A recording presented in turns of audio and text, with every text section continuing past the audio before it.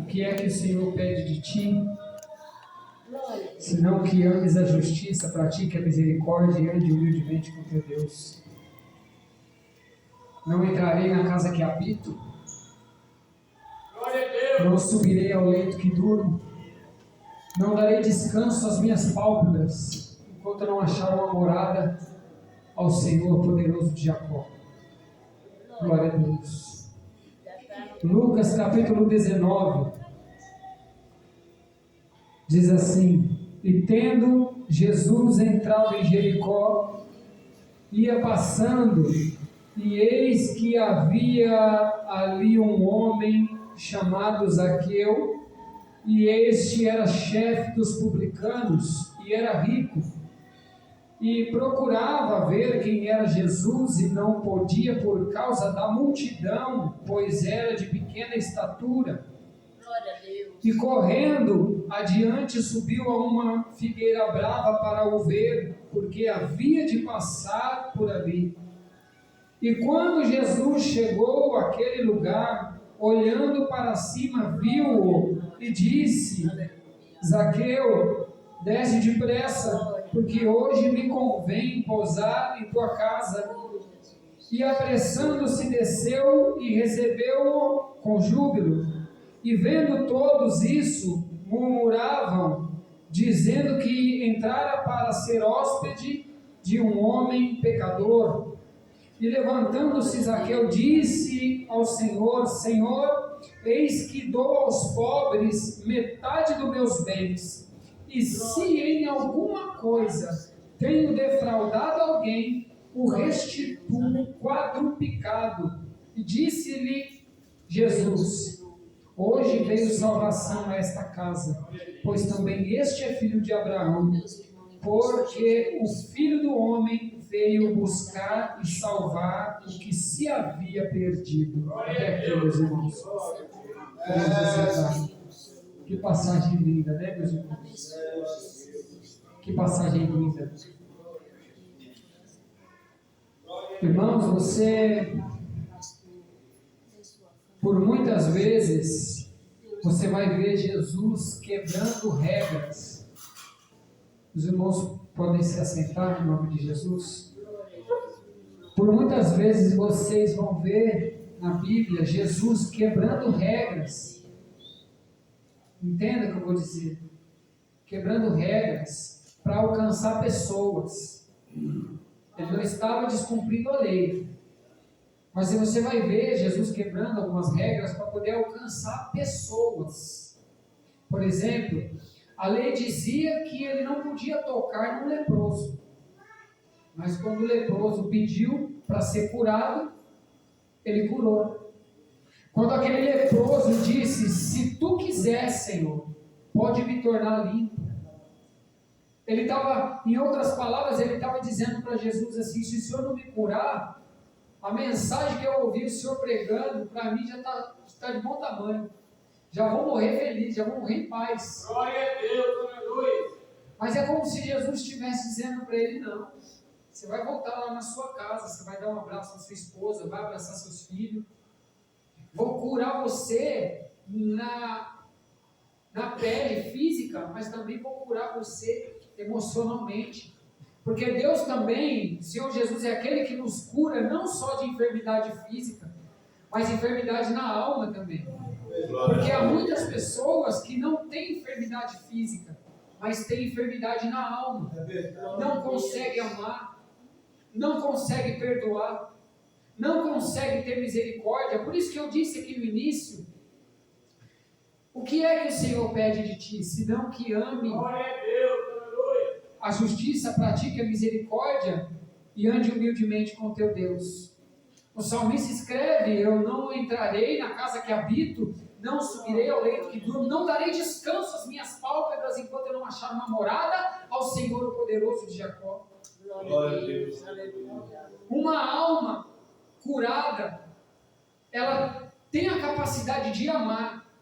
Uma alma curada, ela tem a capacidade de olhar para a miséria de alguém com bons olhos, não com maus olhos. Uma pessoa que é curada, ela não olha para uma pessoa e já aponta aponta logo o defeito. Uma pessoa que é curada, ela consegue ver algo de valor naquela pessoa que está machucada, que está triste, que está abatida. Porque essa pessoa que está olhando, ela também é curada. Então ela consegue ajudar, ela consegue amar, ela consegue olhar com o olhar de Jesus.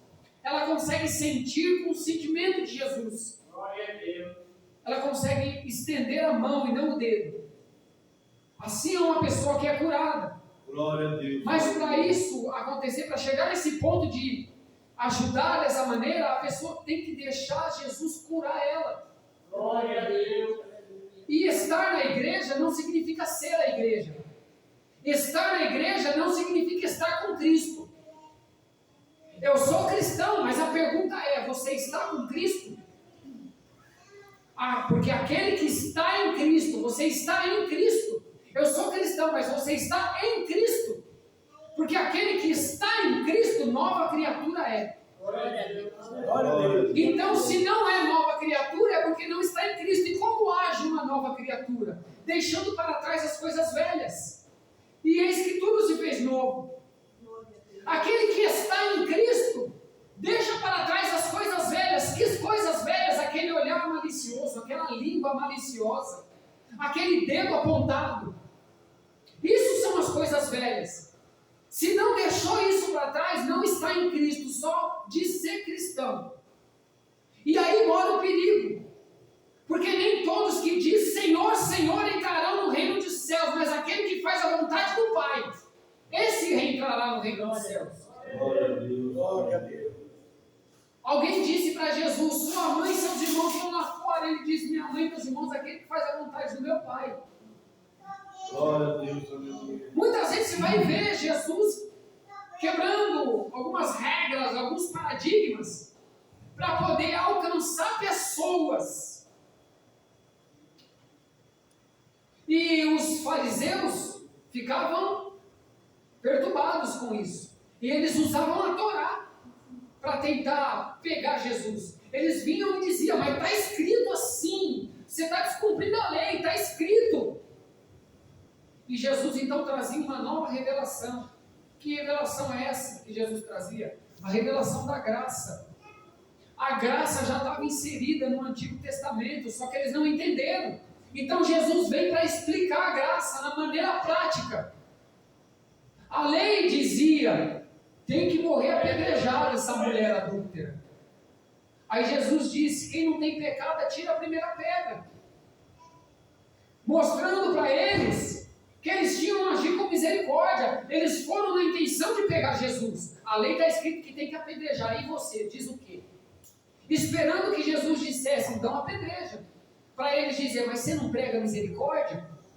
E se Jesus fala: tenha misericórdia, aí eles iam dizer: mas você está quebrando a lei. Glória a Deus. Tentaram pegar Jesus. Então Jesus dá uma palavra para eles, e o texto é bem claro que diz que eles, tomados pela sua consciência, cada um a um, foram soltando as suas pedras. Glória a Deus. É como se, irmãos, coloca lá na cena, nesse momento aqui. Se o camarada pudesse olhar para a pedra que ele estava na mão, pronto para dar uma pedrada naquela mulher adúltera, e a pedra pudesse falar, a pedra ia olhar para ele e dizer: você vai mesmo me jogar? Vai bater lá e vai voltar em você. Aí ele foi soltar. A consciência acusa, irmão, porque se tem uma coisa que Deus colocou no homem, um tribunal, se chama consciência. Você pode até achar que você está certo em alguma coisa, mas se você estiver errado, por mais que você esteja errado e achando que está certo, convença a outra pessoa que ela está errada, ela estando certa, quando você pôr a cabeça no travesseiro, a tua consciência vai te acusar. A sua consciência vai dizer para você: você errou. Porque alguns vão ser julgados sem lei. Quem morreu sem lei vai ser julgado, mas vai ser julgado pela consciência. A Bíblia diz isso. Então quem morreu desde a criação até antes da lei vai ser julgado pela consciência. Quem morreu no período da lei será julgado pela lei. E agora, depois da crucificação? A graça. Só que essa graça já estava inserida lá no Antigo Testamento. Os homens que não entenderam. Olha para a cidade de Nínive. Deus fala: Jonas, vai lá e prega que eu vou matar todo mundo. Mais ou menos menos assim, né? Os irmãos conhecem bem o texto. Jonas vai, prega. Jonas sabia que o povo ia se arrepender, só que Jonas não queria que aquele povo fosse salvo. Deus, ele queria aplicar a graça, queria salvar aquele povo. Mas Jonas, sabendo disso, sabendo que Deus é misericordioso, ele não queria, por isso ele correu, fugiu. Porque ele sabia que Deus ia salvar aquele povo. Glória a Jesus. Ele sabia. Jonas era um religioso, irmão. Glória a Deus. Jonas queria mostrar o seu potencial profético. Eu vou profetizar e tem que acontecer. Ele não queria que aquele povo fosse salvo. Então ele vai e corre. Aí Deus faz o quê? Deus é obrigado a colocar ele na barriga do peixe e levar ele de volta. Deu uma carona para ele. Ele estava muito longe. Né? Então joga no mar. O peixe que obedece à voz de Deus. Deixa eu pegar um gancho aqui. Eu estava meditando esses dias. Quando Jesus entra, a entrada triunfal em Jerusalém. Jesus manda os discípulos buscar um filho com uma jumenta. Em outras palavras, o burro, né? Que a gente conhece.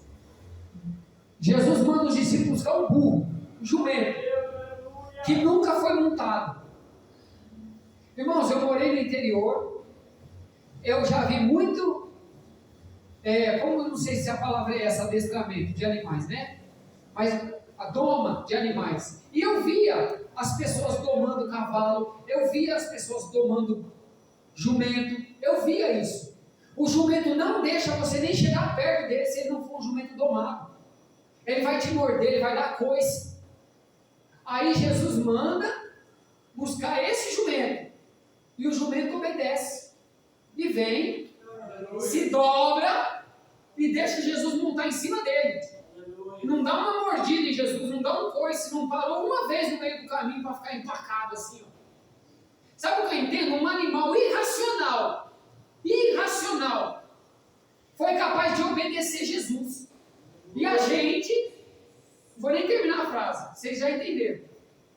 Um animal irracional obedeceu e nós, né?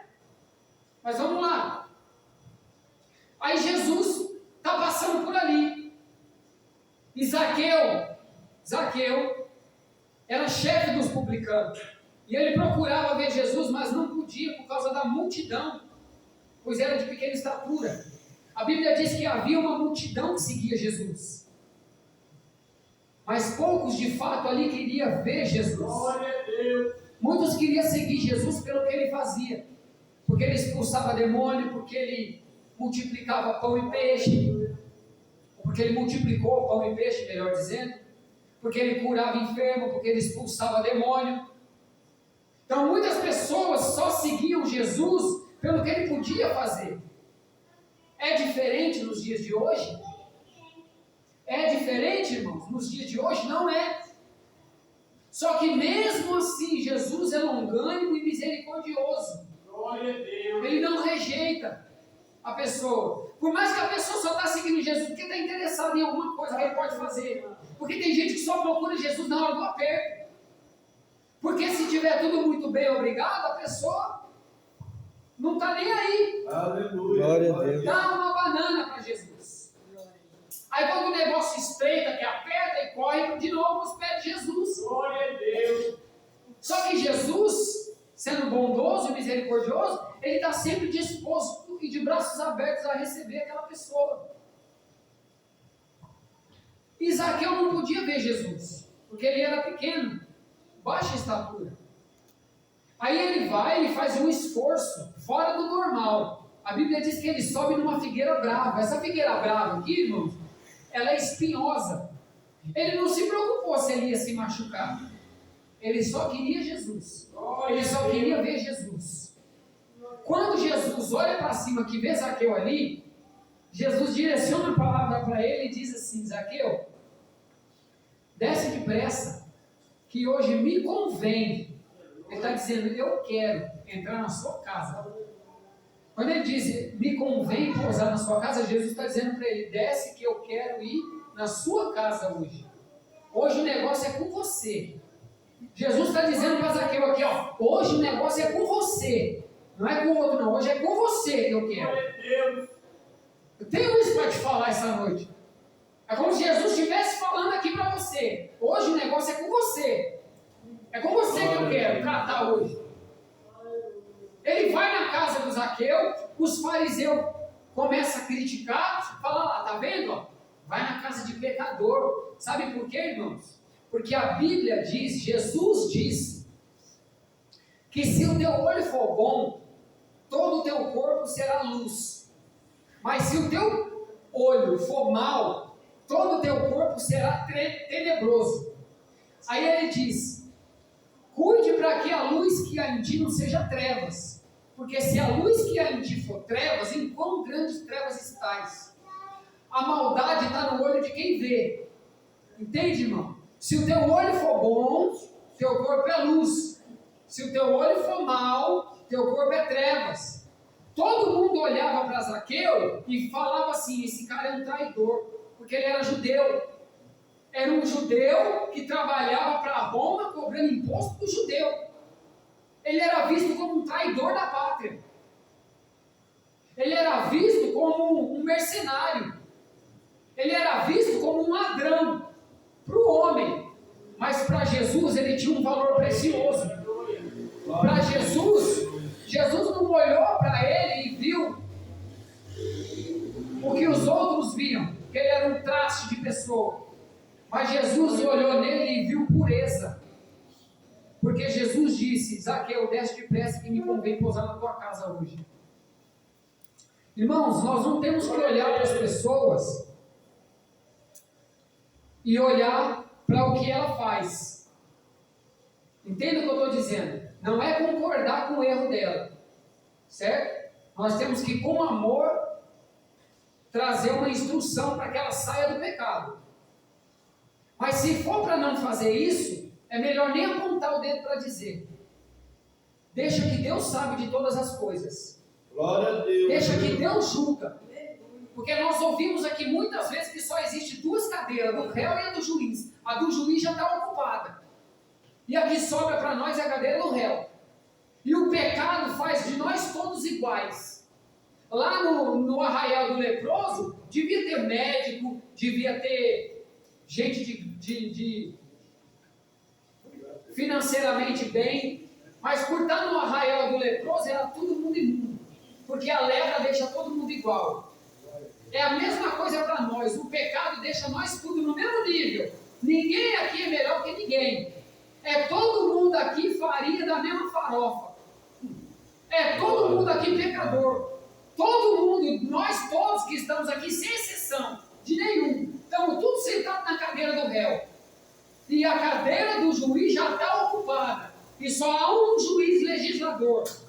Jesus. Somente Ele. Que tem direito de apontar para alguém e julgar. O que nós devemos fazer é exortar com amor para que a pessoa abandone o pecado, mas sem criticar apontando o dedo. É o que eu disse. Se não for para estender a mão, não estenda também o dedo. Se não for para estender a mão, não estenda o dedo. Porque com a mesma medida que você medir, você vai ser medido. Foi Jesus que disse. Se você medir, a mesma vara que você usa para medir, você vai ser medido. E Jesus disse para Zaqueu, desce que eu vou hoje na tua casa. Aí alguém critica. Ah lá, está comendo com... Está indo na casa de pecador. Aí Zaqueu se levanta e diz assim, Senhor, metade do que eu tenho eu vou dar para os pobres.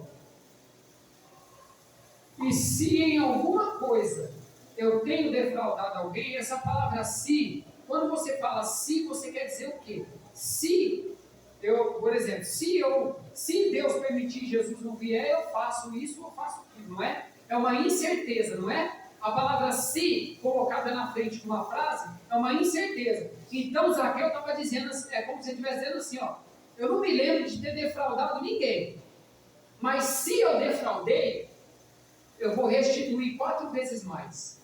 Sabe o que ele citou? Ele citou Êxodo 22. Ele conhecia a Torá. Depois medita na sua casa, Êxodo 22, fala sobre a lei do ressarcimento. Você medita na tua casa, Êxodo 22, do 1 ao 15, que fala sobre a lei da restituição. Ele conhecia a lei.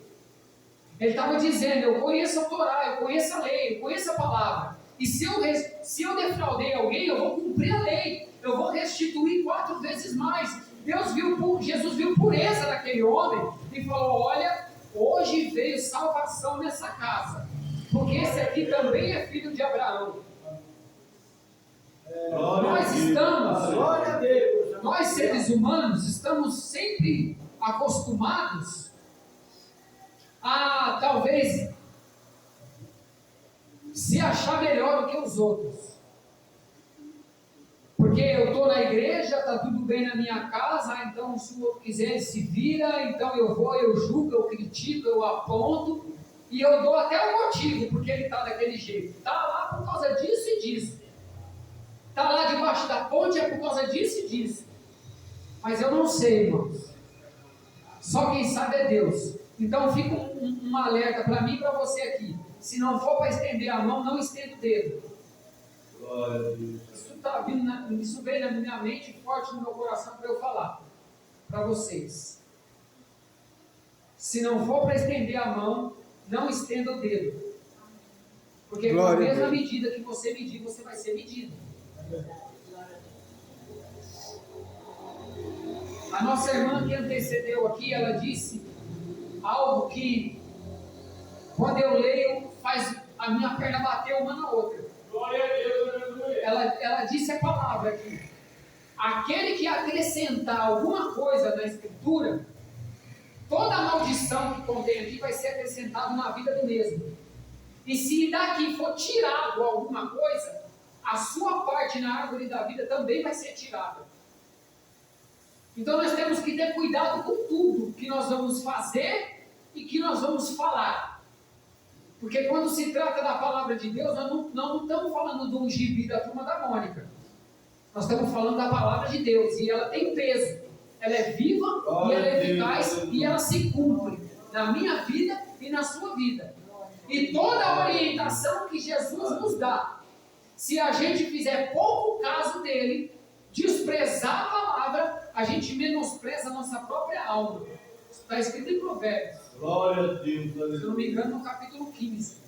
Aquele que rejeita a correção, aquele que rejeita a disciplina, menospreza a sua alma. Sabe por que tem um monte de crente atribulado, perturbado da cabeça, não tem paz no coração, vive arrumando confusão com todo mundo, não tem misericórdia, não tem amor por ninguém? Porque está rejeitando a palavra.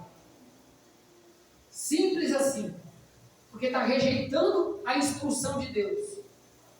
Então, eu finalizo aqui dizendo o seguinte: